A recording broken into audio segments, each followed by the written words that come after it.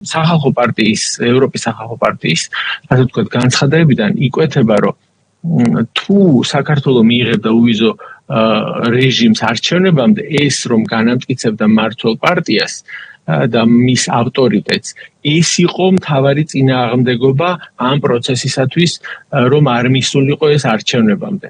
ანუ ოცნებასთან, როგორც არჩეულ ხელისუფლებასთან დაპირისპირებაში ინსტრუმენტად იქნა გამოყენებული ქვეყნის და მოსახლეობის გეოსტრატეგიული მისწრაფებები. რაც შეეხება, ახლა გადავდივართ უკვე 14 აპრილზე, ეს არის ასოცირების საპარლამენტო კომიტეტის სხდომა.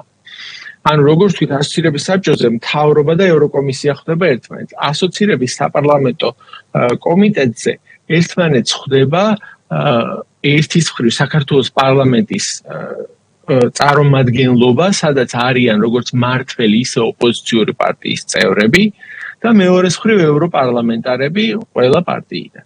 ანუ იმართება 14 აპრილს შეხვედრა, სადაც ბოდიში რომელი წელია რომ დააზუსტოთ? 2016 წლის 14 აპრილს. ანუ დეკემბერში, 15 წლის დეკემბერს ევროკომისიამ უკვე თქვა, რომ პირობები აღარ არსებობს იმისთვის, რომ საქართველოს ეთქვას უარი უვიზო მიმოსვლაზე. ამის შემდგომ საპარლამენტო განზომილებამაც უნდა მიიღოს მსგავსი გადაწყვეტილება და ეს საბოლოო ჯამში გადავიდეს ევროპის საბჭოსთან, რომელიც ასე ვთქვათ, ბეჭედს დაასვამს ამ გადაწყვეტილებას. და ეხლა გადავდივართ უკვე საპარლამენტო განზომილებაში ამ პროცესის და ქალბატონ თიას ემახსოვრება, იმიტომ რომ იქ მომხსენებლებად ვიყავით იუსტიციის მინისტრი, იყო საგარეო საქმეთა მინისტრის პირველი მოადგილე და რეინტეგრაციის და ევროინტეგრაციის სახელმწიფო მინისტრები ვიყავით.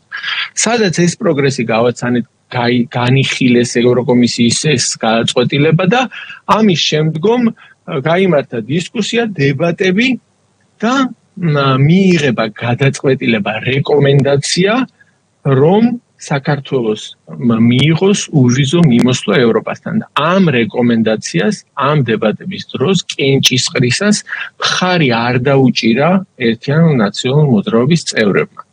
აქ წარმოდგენილი იყვნენ ორი წევრით, გიორგი კანდელაკი და ტარიელ ლონდარიძე, ასევე არ დაუჭირა მხარი ევროპის სახალხო პარტიის რამდენიმე წევრმა, სარიუშ ვოლსკი, მახსოვს ნამდვილად, ალდეს რამდენიმე წევრმა.